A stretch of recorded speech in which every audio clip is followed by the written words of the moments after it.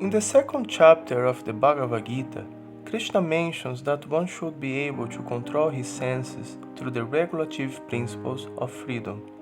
This is a sentence that may at first not make much sense. Regulation means restriction, and that's precisely the opposite of what we understand by freedom. Everyone wants freedom. Sometimes there are even wars in the name of freedom, and people risk their lives to obtain it. However, frequently we fail to understand what freedom really is.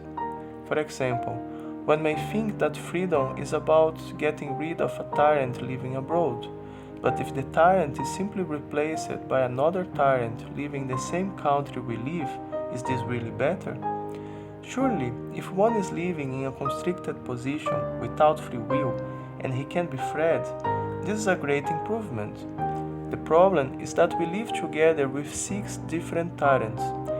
Even if we can get free of the external despots, these internal oppressors have the power to take out our freedom all the same. The Bhagavad Gita explains how the soul living inside the body has to deal with the demands of the 5 senses and the mind, which is considered the 60. Each sense is automatically attracted to a particular set of objects, and each pulls us in a particular direction, clamoring for satisfaction. In this way, the soul inside the body is compared to a man with 5 wives, or a woman with 5 husbands, who is constantly harassed by the different demands of the partners. All these different desires of the senses fuel the desires of the mind.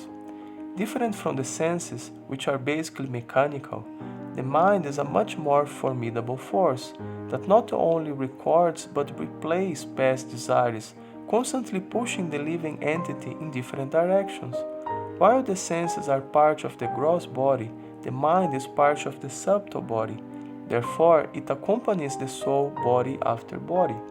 Thus, the mind stores desires from thousands of past lives and constantly reminds us of them. One can never finish satisfying all the desires stored in the mind. The position of the soul in relationship with the mind and senses is compared to one in a chariot, where the horses are the senses and the mind and intelligence are the reins and the driver. If the horses don't obey the driver and the driver acts according to his own will, the passenger becomes just a hostage who has no freedom. One may think that he is free because he doesn't have some external tyrant restricting his movement, but if all the movements of his body are controlled by the mind and senses and he is just a hostage, how this can be considered freedom? A drug addict may claim that he is free to buy more drugs, but this is really freedom? Is he really acting based on his free will?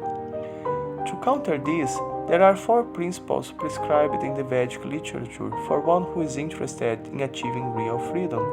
They help us to limit the negative activities of our mind and senses and thus gain the freedom to use them in positive ways. Are you ready? The first principle is to avoid meat. Food is essential for the body, but in the Vedas, food is divided into 3 categories: foods in the mode of goodness, in the mode of passion, and in the mode of ignorance. Foods like vegetables, fruits, herbs, edible roots, grains, milk products, and honey are considered foods in the mode of goodness, nourishing the body and helping to elevate one's consciousness. These are the foods recommended in the diet of a transcendentalist. Foods that have a strong taste but are low on nutrition, that have properties unfavorable for good health, or yet that act as stimulants, are considered in the mode of passion. The list includes foods that are too bitter, too sour, too salty, pungent, dry, or too hot, as well as certain vegetables like onion and garlic. They favor stress and anxiety and put the mind in a materialistic vibe. Examples of foods in the mode of passion are industrialized foods in general, processed grains like white wheat flour and breakfast cereals, coffee and other caffeinated drinks, and so on. Foods in the mode of ignorance strongly degrades one's consciousness. This category includes forbidden ingredients that have intoxicating effects, foods that are obtained through violence, as well as decomposed or impure foods. Foods like eggs and caviar are good examples. However, there is something even worse: meat. Not only meat is obtained through extreme violence, but it's also decomposed, essentially part of a corpse that is consumed many days after the animal is killed. The combination of these two factors results in very strong negative effects, both in terms of karmic reactions as well as in terms of deterioration of one's consciousness. The second principle is to avoid intoxication. Just as meat, alcoholic drinks, smoking, and different psychotropic drugs have a very strong negative effect on one's consciousness. We are already intoxicated by pride, lust, anger, and so many other negative influences we are subjected daily. To add another level of intoxication doesn't help. Another problem is that most intoxicants open the lower chakras of the body, leaving one susceptible to the influence of lower beings. The Vedas explain that our universe is multidimensional, and the same space we live is also inhabited by other beings living in subtle dimensions. In different traditions, these beings are called ghosts, spirits, demons, bhutas, and so on. These beings are very anxious to gain access to a body and thus be able to experience physical sensations. When one uses intoxicants, he becomes vulnerable to the influence of such beings who can influence his thinking and actions, restricting even more one's freedom. The third principle is to avoid gambling. There is always a thrill when we risk some money against the perspective of gaining more, but this is not very good for our consciousness, absorbing our attention in learning how to cheat better than others and thus succeed in the game. It makes one greedy and restless, which makes him more strongly conditioned by the lower modes of nature. More than that, gambling leads one to pursue dishonest means of livelihood instead of doing some honest work. In the past, gambling meant to play with cards and dice, but currently people gamble with stocks, cryptocurrencies, and so on. This type of speculative gambling is based just on the perspective of making quick gains due to the ups and lows of the financial market, different from a legit investment where one invests long-term in a business he believes is going to grow and make a profit. The fourth and last principle is to avoid illicit sex. The attraction between men and women is a very powerful driving force.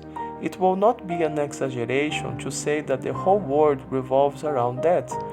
It's because of it that men buy expensive cars and women buy cosmetics and jewelry, just to give a small example. As any powerful force, this attraction can be used in positive or negative ways. To use it positively means to get married, work honestly to maintain a house, make a few children and properly educate them, etc. Families are the fabric of any civilized society. Therefore, when this attraction is used to build solid families, this is very positive for the society. This is also good for the individual, since it offers a very good foundation where he can be happy and peaceful and thus pursue both material and spiritual progress. However, if used in a negative way, it can be extremely dangerous. If one starts to see the opposite sex as a mere object, going from one partner to the next, this is going to have a very negative effect in his consciousness, leading to bad qualities such as selfishness, lust, uncleanliness, dishonesty, and so on. This leads to all the negative aspects of sex life, which then becomes just another addiction that doesn't lead to anything positive. The more one becomes bound by promiscuous sex, the more his consciousness becomes degraded, which is extremely dangerous since it has the potential of degrading one to the lower planets or to animal species in his next life, leading to a very dangerous and painful path. Freedom doesn't mean to just be free of external oppression, but to be free of vices. One that has the senses under his control is free to be who he really is and to walk in the direction he desires, while one who has uncontrolled senses is just a passenger who is forced to go in any direction they pull him.